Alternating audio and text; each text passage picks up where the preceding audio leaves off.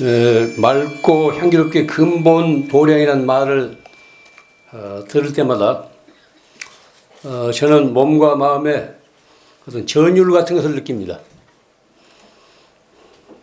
과연 제 자신이 맑고 향기롭게 살고 있는가를 스스로 묻게 됩니다.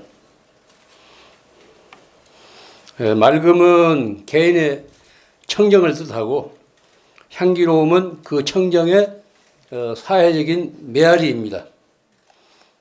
제 자신이 과연 그렇게 청정하고 또 그 청정의 울림이 사회적으로 널리 전하고 있는지 늘 의문이 됩니다.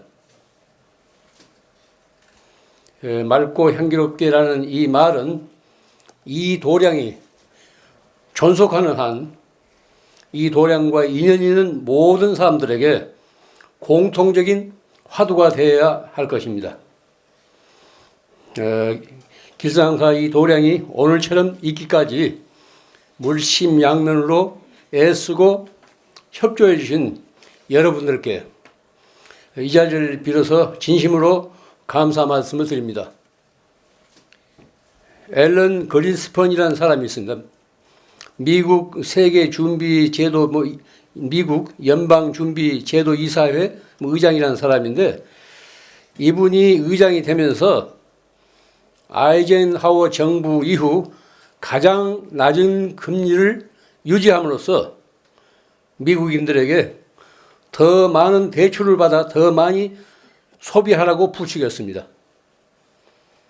가장 낮은 금리로서 그렇게 유혹한 겁니다. 더 많은 대출을 받아서 더 많이 소비하라는 거예요.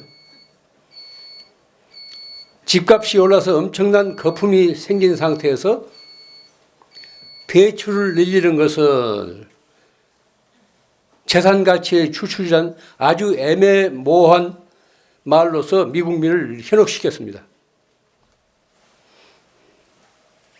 집값이 올라서 엄청난 거품이 생긴 상태임에도 불구하고 대출을 늘리는 것을 재산 가치의 추출이란 이런 아주 애매모호한 말로서 미국민들을 현혹시키는 겁니다. 이 일자리가 줄어들면 그것을 생산성 향상이라는 증거라고 말하는 일부 자유주의 경제학자들이야말로 오늘날 미국 제국을 무너뜨리는 그런 원흉이라고 할 수 있습니다. 문제는 이들의 추종자들이 우리나라에서 너무 많습니다. 시장경제와 금융자본주의를 맹신하는 이른바 주류 경제학자와 관료들이 지천으로 널려 있습니다. 요즘처럼 어려운 때 주식을 사두면 앞으로 떼부자가 될 거라고 큰소리치는 사람이 있습니다. 어려운 서민 경제를 살리겠다고 하면서 기껏 한다는 소리가 지금 주식을 사두면 앞으로 부자가 될 거라고 이렇게 표현합니다. 우리는 지금 이런 시대에 살고 있습니다. 현재 전 세계 모든 나라가 한결같이 뉴딜 정책을 들고 나옵니다. 즉 새로운 성장 정책을 다시 거론하고 있습니다. 뉴딜 정책이나 경기 부양 정책도 모두 에너지와 천연자원의 착취를 경제 성장의 제물로 삼는, 즉 미래 세대의 몫까지 빼앗는 아주 나쁜 경제 정책이라는 것을 우리는 알아야 합니다. 골드만삭스니 무슨 리먼 브러더스니 이런 소리를 많이 들었을 겁니다. 미국의 금융 재벌들이에요. 이 리더들은 대개 유태인이라고 그럽니다. 이런 그 금융 재벌들이 석유를 매석하는 바람에 우리가 얼마나 곤욕을 치렀습니까? 비싼 유가 때문에.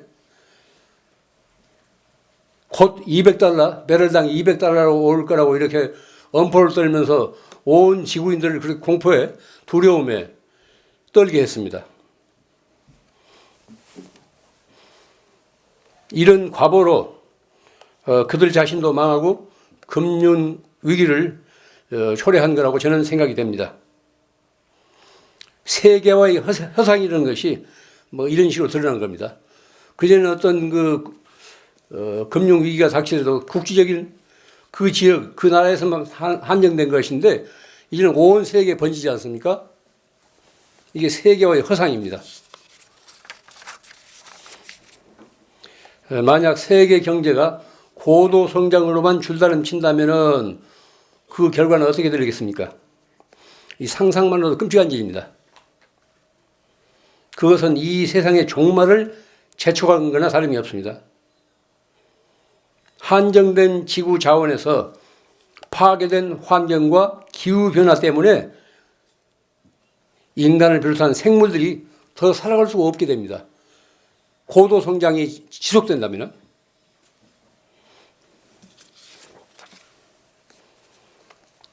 무절제한 경제 팽창은 이건 지극히 부도덕합니다. 무절제한 경제 팽창은 지극히 부도덕한 현상입니다. 또한 그 실현도 불가능합니다. 모든 탐욕은 다른 사람들의 몫까지도 빼앗기 때문에 부도덕한 것입니다.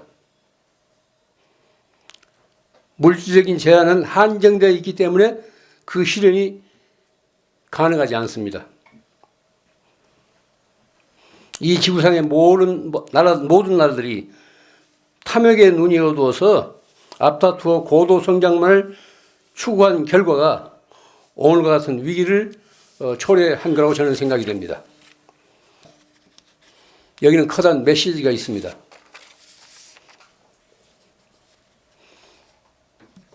이런 난국에서 우리는 절망할 필요가 없습니다.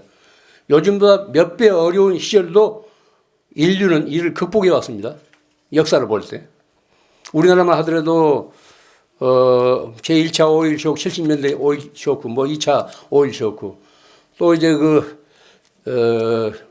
김영삼 정권 말기에 또 IMF, 이런 것도 다 우리가 겪어왔지 않습니까? 모든 것이 넘치는 세상에서 만족할 줄도 모르고 고마울 줄도 모르면서 산더미처럼 쓰레기만을 만드는 우리 현실을 한번 생각해 보십시오.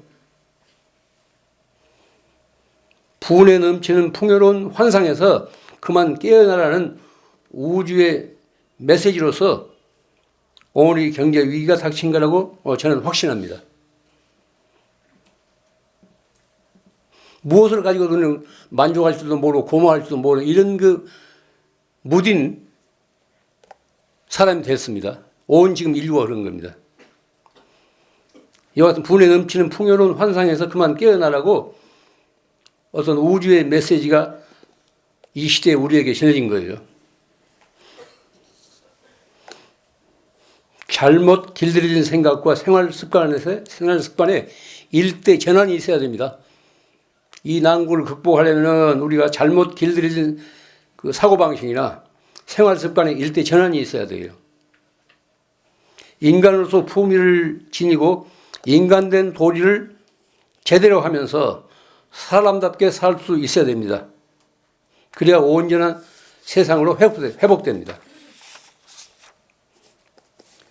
모든 것은 변합니다. 그 어느 것도 고정된 것은 없습니다. 항상 유동적이에요. 오르막이 있으면은 반드시 내리막이 있고 맑은 날이 있으면은 흐린 날도 있게 마련입니다.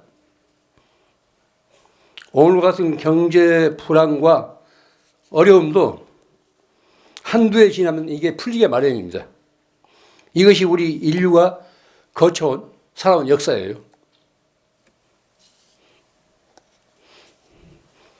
이런 때일수록 유동적인 상황에 기죽거나 휘말리지 말아야 됩니다. 신문이고 방송이고 밤낮 이제 들으면 우리 기죽는 다 죽어가는 소리뿐 아닙니까? 그런데 기죽거나 휩쓸리지 말아야 됩니다. 맑은 정신으로 이런 현상을 냉철히 바라볼 수 있어야 됩니다. 이와 같은 현상 배후의 숨은 뜻을 캐내야 됩니다. 그래서 자신의 삶을 그때그때 마무리 지으면서 새로운 각오를 가지고 인간답게 지혜롭게 사는 길을 다 함께 모색해야 됩니다. 네, 오늘 이만 마치겠습니다. 지난 여름들 뭐 잘 지냈습니까? 네. 대답은 예지만은 뭐 힘겨웠죠?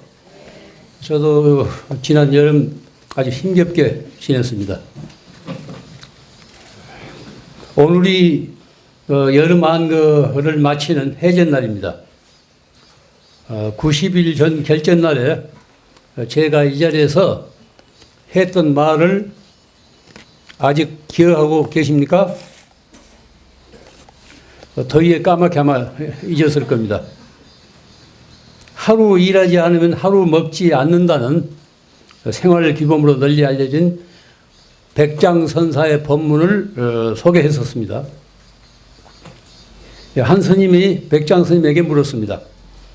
어떤 것이 기특한 일입니까? 이 물음에 대한 대답이 독자 대응봉, 홀로 우뚝 대응봉에 앉는다. 어떤 것이 기특한 일입니까? 이런 물음에 스님이 답입니다. 홀로 우뚝 대응봉에 앉는다. 스님이 머물던 산 이름을 백장산이라고도 하고 대웅산이라고도 했습니다. 홀로 우뚝 대웅봉에 앉는다. 안거 중에 저마다 자기 삶의 현장에서 홀로 우뚝 앉을 수 있었다면은 지난 여름이 결국 헛된 여름이 아니었을 겁니다. 어떤 것이 그럼 과연 기특한 일인가? 한번 생각해 보세요. 우리들의 삶에서 어떤 것이 가장 기특한, 두고두고 기억할 만한 그런 신기한 일이겠는가? 우리가 지금 이 순간 이렇게 살아있다는 사실이 기특한 일이 아닐 수 없습니다. 모든 것은 삶에서 시작되고 이루어집니다. 우리가 살아있기 때문에 행복도 불행도 기쁨도 슬픔도 따릅니다. 우리가 살아있지 않는다면 모든 것이 뭡니다. 모든 것이 우리 자신과는 아무 상관이 없는 일입니다. 더위가 됐건 추위가 됐건 행복이 됐건 불행이 됐건 걱정이 됐건 근심이 됐건 아무 상관도 없는 일입니다. 그런데 우리가 살아있기 때문에 이와 살아있기 때문에 걱정 근심이라든가 행복과 불행이 따르게 마련입니다.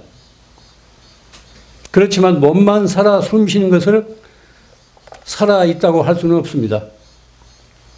그것은 단지 생물학적인 존재일 뿐입니다. 생물학적인 존재만으로는 결코 살아있다고 할 수가 없습니다. 사람으로서 할 도리를 다하면서 자신의 분수를 헤아려 자기 자신답게 살 수 있어야 됩니다. 언제 어디서 어떻게 사는 간에 사람의 도리를 다 해야 돼요.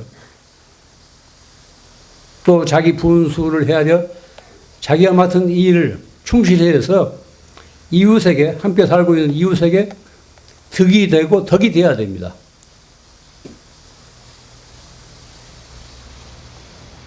한번 되돌아 보십시오. 지금 현재의 삶에 만족하고 계십니까? 지금 현재의 삶에 만족하고 계시는 분들은 많지 않을 겁니다. 지금 이 지구상의 어떤 나라도 이상적인 국가는 아닙니다. 뭐 우리나라를 비롯해서 이 지구상의 그 어떤 나라도 돈이 많건 무기가 많건 간에 그들의 삶에 이상적인 국가를 이루지는 못하고 있습니다. 다들 무엇인가 쫓기면서 갈팡질팡 지금 헤매고 있는 그런 현실입니다. 사회나 국가가 그러듯이 그 안에 사는 개인도 마찬가지입니다. 현재의 삶에 만족을 느끼는 사람은 그렇게 많지 않습니다. 사람이 무엇 때문에 사는지, 어떻게 살아야 잘 사는 것인지 저마다 자기 판단이 분명해야 됩니다. 각자 업이 다르기 때문에 꼭 그와 같이 살아야 된다는 법은 없습니다. 사람에 따라서 무엇 때문에 사는지 각각 다를 수가 있습니다. 또 어떻게 살아야 잘 사는지 각각 다를 수가 있습니다. 그러니 저마다 그 가치 판단의 기준은 확고해야 됩니다. 더 말할 것도 없이 모든 살아있는 존재들은 행복하게 살고자 합니다.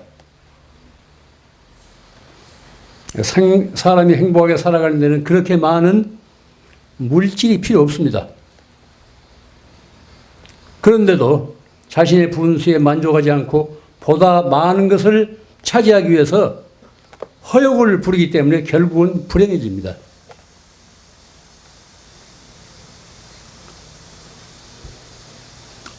온통 이 지구적인 기후변화, 얼마나 두려운 일입니까? 예측할 수 없는 이런 기후변화도 지금 지구인들이 너무 탐욕스럽게 살기 때문에 스스로 그 결과를 우리가 불러들인 겁니다. 정상적인 삶을 누린다면은 이런 그 끔찍한 기후변화 같은 것은 있을 수가 없습니다. 지금까지 그렇게 살아왔지 않습니까? 사람은 누구에게나 본능적으로 욕심이 있습니다. 욕심 그 자체가 나쁜 것이 아닙니다. 그 욕심이 때로는 사람을 향상의 길로 밀어 올리는 추진력이 될 수 있습니다. 그런 의욕이라든가 욕구라든가 이런 것이 없으면 향상과 진전이 없습니다. 삶에 탄력을 주기 위해서라도 적당한 욕망이나 욕구는 필요한 겁니다. 그러나 지나친 욕심, 과욕, 지나친 욕심은 사람을 옴짝 못하게 얽어매고 병들게 합니다. 오늘날 지구인들이 당면하고 있는 문제들도 바로 이제 지나친 욕심 때문이래요. 모두가 미국처럼 잘 살려고 하기 때문에 이 지구가 견뎌낼 수가 없는 겁니다. 탐욕이 불러일으킨 재앙이에요. 현재와 같은 과다한 소비의 경제 행태는 지구를 몇 개 가지고도 모자랄 형편입니다. 아무리 물건을 많이 가지고 편리하게 살아갈지라도 우리들의 생활 환경이 망가지면 더는 살아갈 수가 없습니다. 오늘날 전 지구적인 환경 재앙은 현재의 우리들 자신이 불러일으킨 결과입니다. 생각할수록 두려워요. 내일을 예측할 수가 없습니다. 경제가 발전하면 우선은 좋을지 모르지만 그만큼 한정된 지구 자원이 고갈되고 생태계가 파괴된다는 반대 급부를 치러야 됩니다. 제가 살고 있는 그 강원도가 고냉지입니다. 해발 800인데 지금까지는 그런 현상이 없었는데 올 여름 들어서 폭염주의보가 몇 차례 내렸어요. 그 고냉지에. 일찍이 없었던 일입니다. 또 열대야 때문에 밤에 그 산중에서 밤잠을 설치게 돼요. 일찍이 없었던 일이에요. 뭐 고냉지가 그 정도면 고냉지가 아닌 데는 더 말할 것도 없죠. 이것은 우리들 자신이 불러일으킨 그런 결과입니다. 그건 재앙이에요. 석유나 석탄 등 화석 연료를 너무 많이 쓰기 때문에 소위 경제 발전을 위해서 지금 지구가 이렇게 온실처럼 되고 있지 않습니까? 그것은 제 자신부터 책임이 있어요. 저도 이제 온실가스를 만드는 60억 분의 1이에요. 한정된 지구 자원을 가지고 지구인들이 끝없는 욕심을 부리면 결국은 지구의 종말이 올 수밖에 더 없습니다.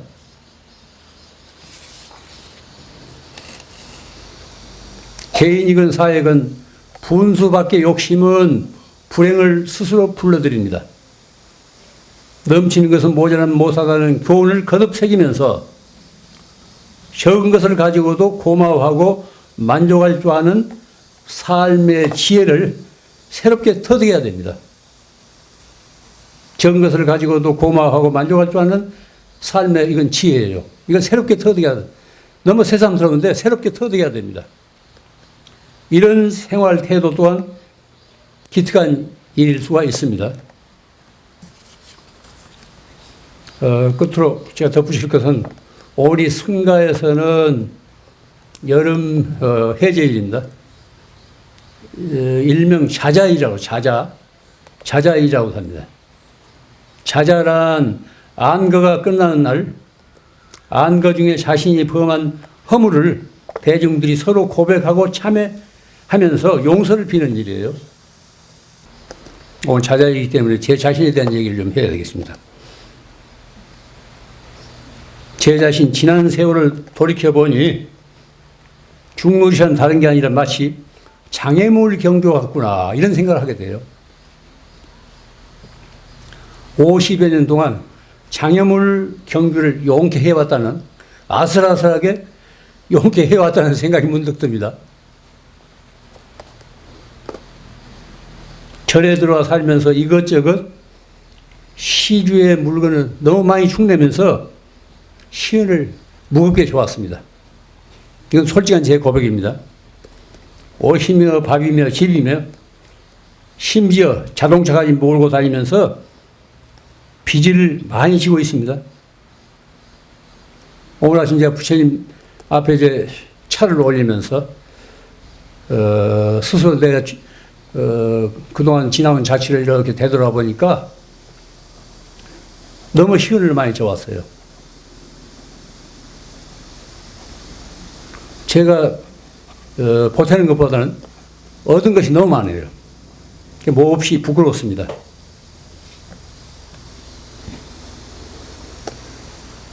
그리고 살아오면서 매사에 좀 더 너그럽지 못하고 옹졸하게 효신한 것을 아주 뒤늦게 후회했습니다.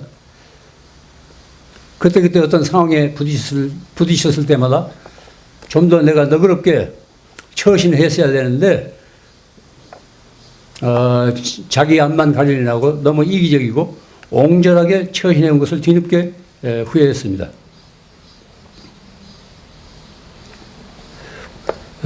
제가 한 일에 비해서 받은 것이 너무 많다는 것을 생각할 때 내가 중노릇을 하면서 빚을 많이 졌구나 이런 생각을 스스로 하게 됐습니다. 오늘이 뭐 해전날이고 또 제가 중되는 날이고 여기 통영 미래사에서 이 1956년에 7월 보름 해전날 제가 거기서 이제 3위계를 받고 중이 됐는데 그동안 자취를 이렇게 생각해 보니까 방금 말씀드린 것처럼 시을 너무 많이 져왔구나. 내가 세상을 위해서 한 일보다는 받은 일이 너무 많구나. 앞으로 남은 생애 동안 이 일을 명심해 가지고 은혜를 갚는 일에 좀 더 노력을 해야 되구나 이런 생각을 하게 됐습니다. 그래서 오늘 이 자자한 날이 오셔서 제 자신의 고백을 이렇게 대중 앞에 드렸습니다. 남은 여름 건강히들 지내십시오. 감사합니다.